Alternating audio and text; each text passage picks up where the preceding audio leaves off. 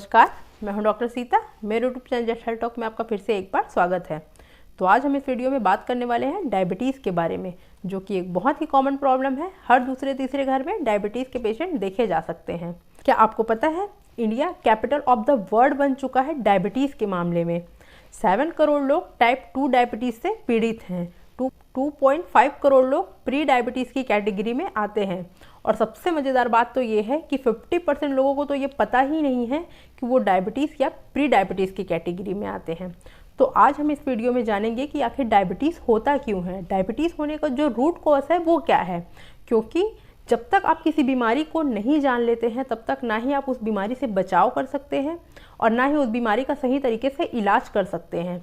हमें नॉलेज होना चाहिए कि हमारे शरीर में ऐसे क्या बदलाव आते हैं जिसकी वजह से हम किसी बीमारी से ग्रसित हो जाते हैं। शरीर के बारे में जानने का पूरा हक है। अगर आपको सही नॉलेज होगा तो आप सही ट्रीटमेंट भी ले पाएंगे। इसलिए आपका जानना ज़रूरी है। सिर्फ डायबिटीज़ की बात नहीं है, किसी भी बीमारी के बारे में उसका रूट कॉज क्या है ये जानना बहुत ज़रूरी होता है। तो आज हम इस वीडियो में डायबिटीज़ के रूट कॉज के बारे में जानेंगे कि आखिर डायबिटीज़ होता क्यों है और इसके क्या क्या कारण हैं।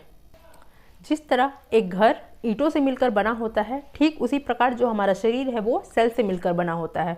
और हमारे सेल्स को काम करने के लिए, एनर्जी के लिए ग्लूकोज की ज़रूरत होती है। ग्लूकोज से हमारे सेल्स को एनर्जी मिलती है और जब सेल्स को एनर्जी मिलती है तो समझो हमारे बॉडी को एनर्जी मिलती है, जिसकी वजह से हम काम कर पाते हैं।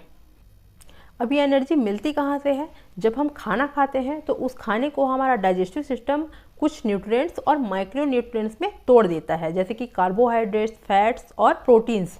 उसी प्रकार कार्बोहाइड्रेट्स को और छोटे छोटे मॉलिक्यूल्स में उसे तोड़ दिया जाता है, जैसे कि ग्लूकोज, फ्रुक्टोज और माल्टोज। उसी तरह फैट्स को फैटी एसिड में कन्वर्ट कर दिया जाता है और प्रोटीन को अमाइनो एसिड में कन्वर्ट कर दिया जाता है। ब्लड के साथ जाकर मिल जाते हैं और ब्लड में मिलने के बाद जो ब्लड है वो हमारे शरीर के हर कोने कोने तक इन न्यूट्रिएंट्स को पहुँचाने का काम करता है।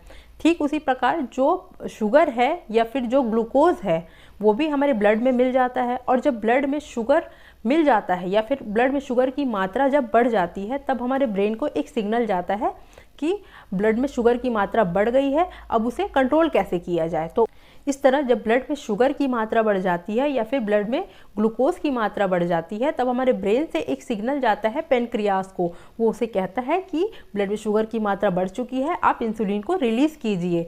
तब इंसुलिन रिलीज़ होता है और वो ग्लूकोज को मैनेज करने का काम करता है। देखिए, मैंने एक बात पहले भी आपको समझाई थी, पहले की वीडियो में अगर आपने देखा होगा तो, कि हमारे जितने भी मेटाबॉलिज्म है, जितने भी ऑर्गन्स हैं वो एक दूसरे से कोरिलेट होकर ही वर्क करते हैं। कोई भी ऑर्गन, कोई भी मेटाबॉलिज्म का वर्क अपना सिंगल नहीं हो सकता है। ये सब एक दूसरे के ऊपर डिपेंडेंट होते हैं। जैसे कि आयरन को एब्जॉर्ब होने के लिए विटामिन सी की ज़रूरत पड़ती है, कैल्शियम को एब्जॉर्ब होने के लिए विटामिन डी की ज़रूरत पड़ती है। तो ठीक उसी प्रकार जो ये ग्लूकोज है वो सेल्स में डायरेक्टली जाकर नहीं मिल सकते हैं। सेल्स ग्लूकोज से डायरेक्ट एनर्जी नहीं ले सकता है। मतलब ब्लड में जितने भी ग्लूकोज है उसे सेल्स इंसुलिन के थ्रू ही अपने अंदर ले सकता है और उसे एनर्जी में कन्वर्ट करता है। तो यहाँ पे सबसे इम्पॉर्टेंट रोल इंसुलिन हार्मोन का ही होता है और पेनक्रियास का होता है, क्योंकि जब तक पेनक्रियास इंसुलिन रिलीज़ नहीं करेगा तो इंसुलिन ग्लूकोज को सेल्स तक पहुंचा ही नहीं पाएगा। इस तरह से ये साइकिल चलती है और इस तरह से जो मेटाबॉलिज्म है वो वर्क करते हैं कि हम जो भी खाना खाते हैं वो माइक्रोन्यूट्रिएंट्स में कन्वर्ट हो जाते हैं, ब्लड में जाकर जो शुगर है या ग्लूकोज है वो मिल जाता है और उस ग्लूकोज को पेनक्रियास के द्वारा जो रिलीज़ किया गया इंसुलिन है उसके द्वारा सेल्स तक पहुंचा दिया जाता है और सेल्स उस ग्लूकोज को एनर्जी के रूप में यूज़ करते हैं, जिससे हमें एनर्जी मिलती है। लेकिन प्रॉब्लम तब होती है जब पेनक्रियास इंसुलिन रिलीज़ नहीं करता है। तब हमारे ब्लड में जो ग्लूकोज की मात्रा है वो बढ़ते जाती है और जो सेल्स है वो ग्लूकोज को एनर्जी में कन्वर्ट नहीं कर पाते हैं। और इसी स्थिति को जब ब्लड में शुगर की मात्रा बहुत ज़्यादा बढ़ जाती है, उसे एनर्जी में कन्वर्ट नहीं किया जाता है, तो उस स्थिति को हम डायबिटीज़ कहते हैं।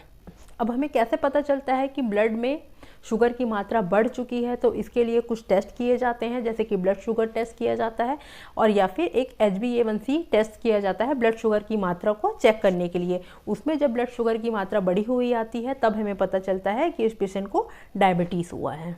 डायबिटीज़ दो टाइप के होते हैं, टाइप 1 और टाइप 2।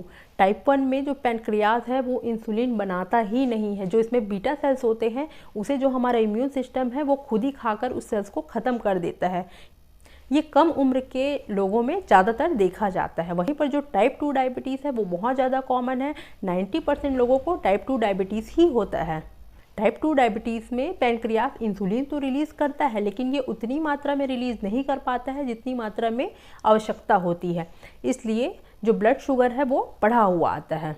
टाइप 1 डायबिटीज़ के होने का कारण अभी तक पता नहीं चल पाया है, मेडिकल साइंस इसकी खोज नहीं कर पाई है। लेकिन वहीं पे टाइप 2 डायबिटीज़ के बहुत सारे रीज़न हैं। सबसे पहला रीज़न तो इंसुलिन रेजिस्टेंस है, जो मैंने आपको बता दिया है कि डायबिटीज़ इंसुलिन रेजिस्टेंस होने की वजह से ही होता है। जो दूसरा कारण है वो जेनेटिक फैक्टर है कि अगर आपकी फैमिली में किसी को हिस्ट्री है डायबिटीज़ की तो 90% चांस है कि डायबिटीज़ की प्रॉब्लम आपको भी हो सकती है। और जो थर्ड प्रॉब्लम है और जो सबसे मेजर प्रॉब्लम है वो है आपकी लाइफस्टाइल। हमारे लाइफस्टाइल की वजह से ही डायबिटीज़ का जो प्रॉब्लम है वो इतना ज़्यादा कॉमन हो गया है कि हर दूसरे या तीसरे घर में डायबिटीज़ के पेशेंट देखे जा सकते हैं। आजकल की लाइफस्टाइल इतनी ज़्यादा चेंज हो चुकी है, हम वेस्टर्न लाइफस्टाइल को फॉलो कर रहे हैं। इसकी वजह से ये जितनी भी प्रॉब्लम है, हाइपरटेंशन है, डायबिटीज़ है, kidney failure, liver disorder, heart से रिलेटेड जितनी भी प्रॉब्लम है, ये सब वेस्टर्न लाइफस्टाइल को फॉलो करने का नतीजा है। तो डायबिटीज़ होने के मेन 3 रीज़न है। एक तो इंसुलिन रेजिस्टेंस है जो पहला रीज़न है, दूसरा रीज़न है जेनेटिक फैक्टर है, और जो थर्ड रीज़न है वो है लाइफस्टाइल में चेंजेस होने की वजह से। जो रूट कॉज है वो बहुत अच्छे से समझ में आ गया होगा।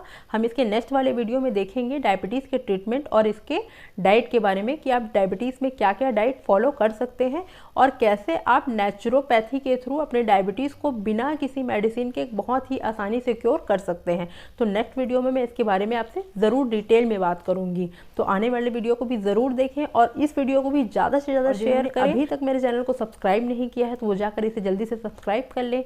बेल आइकन को जरूर से प्रेस करें जिससे इंपॉर्टेंट नोटिफिकेशन मिस ना हो। तब तक के लिए खुश रहें, स्वस्थ रहें और अपना बहुत ध्यान रखें। धन्यवाद।